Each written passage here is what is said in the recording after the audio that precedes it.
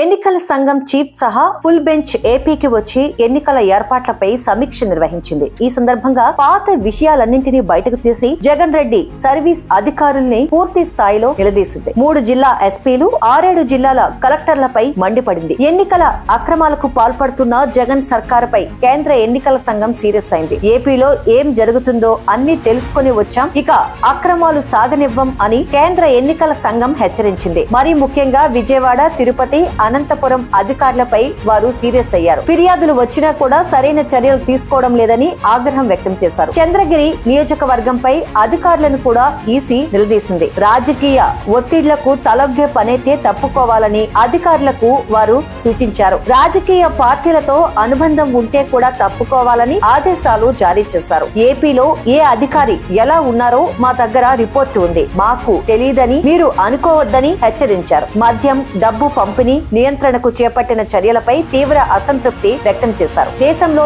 ఎక్కడా లేని విధంగా ఏపీ నుంచి ఇన్ని ఫిర్యాదులు ఎందుకు వస్తున్నాయని అధికారులపై కమిషన్ ప్రశ్నల వర్షం కురిపించింది. ఫామ్ 7లు పరిశీలనపై ఈఆర్ఓలు ఇతర అధికారుల తీరుపై అసంతృప్తి వ్యక్తం చేశారు. షెడ్యూల్ వచ్చేలోగా చర్యలు తీసుకోవాలని హెచ్చరించారు. అధికారులు వివరణ ఇస్తుండగా పలు సందర్భాల్లో జోక్యం చేసుకుని చీఫ్ కమిషనర్ రాజీవ్ కుమార్ అధికారులను ప్రశ్నించారు. కొందరు అధికారుల తీరుపై కమిషన్ తీవ్ర అభ్యంతరం వ్యక్తం చేశారు. ఓటర్ల జాబితా అవకతవకలు సహా అనేక అంశాలపై ఘాటు హెచ్చరికలు జారీ చేసినట్లుగా తెలుస్తోంది. ఈసీ స్పందన చూసి దాదాపుగా అధికారులంతా తారెత్తిపోయారు. తమ రికార్డు అంతా ఉన్నందున ఎన్నికల కోడ్ వచ్చిన తర్వాత తమ పరిస్థితి ఏమిటన్న ఆందోళన వారిలో కనిపిస్తోంది. సాధారణంగా ఇలా ఈసీ రాష్ట్రానికి వచ్చినప్పుడు అధికారులు పక్షపాతంగా ఉన్నారని భావిస్తే ఎన్నికల కోడ్ రాగానే అలాంటి వారందరినీ ఎన్నికల ప్రక్రియకు సంబంధం లేని శాఖలకు బదిలీ చేస్తుంది. తెలంగాణలో మరీ తీవ్రంగా కాకపోయినా అధికార పార్టీకి అనుకూలంగా ఉంటారని భావించిన